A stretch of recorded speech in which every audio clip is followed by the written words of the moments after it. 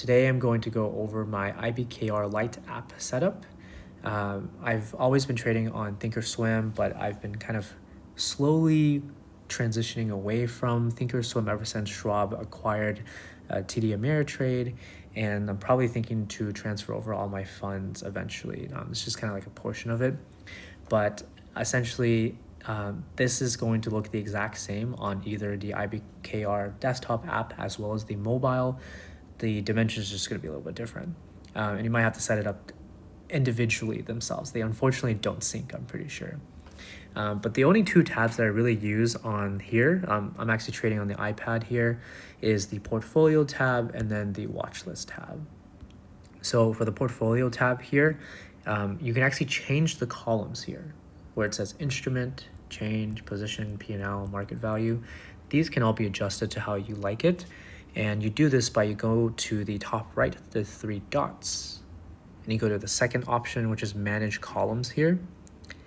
And then you can add and subtract any of the columns that you want for that certain information.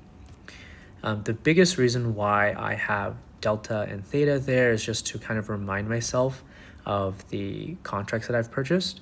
It's also a nice little reminder if I'm looking at my portfolio that if I took a shorter dated contract, obviously the theta is going to be a lot higher. And that's pretty much it for the kind of like front page for looking at the positions here.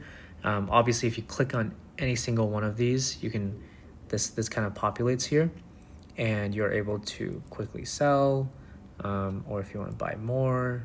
It's very, very kind of simple here.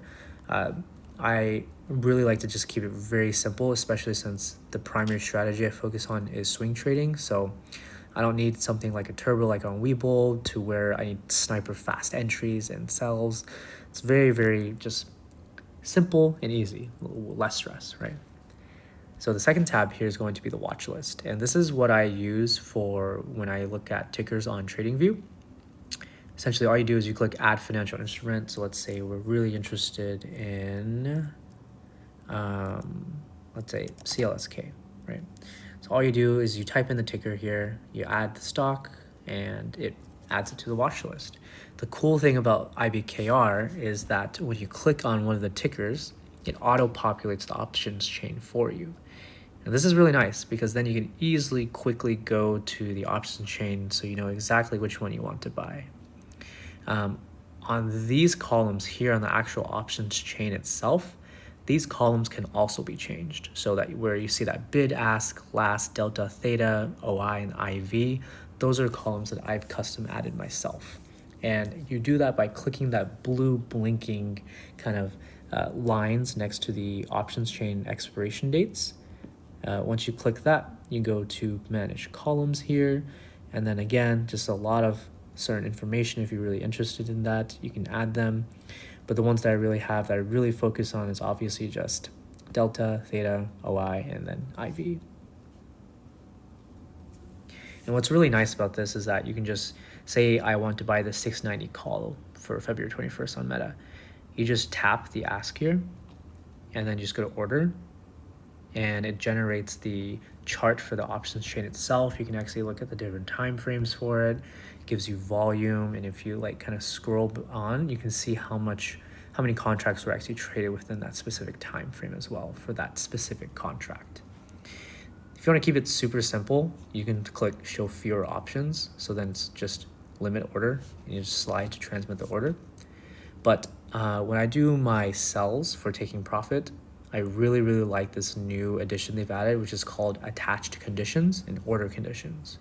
So let's say I'm already in this contract, right? And I want to sell it.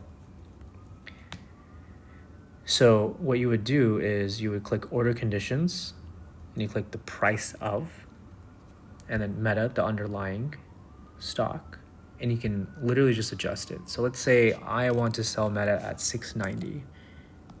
Right, so you type 690, it attaches that order condition. The only difference, and this is kind of like the struggle, is that you can't limit order it because it's not a one-to-one comparison for the underlying price versus the actual contract price, right? So unfortunately, what I do is I just stick it to a market order here, and then I add that market condition. obviously you might get screwed on the fill if the contract that you're purchasing has a really wide bid and ask spread.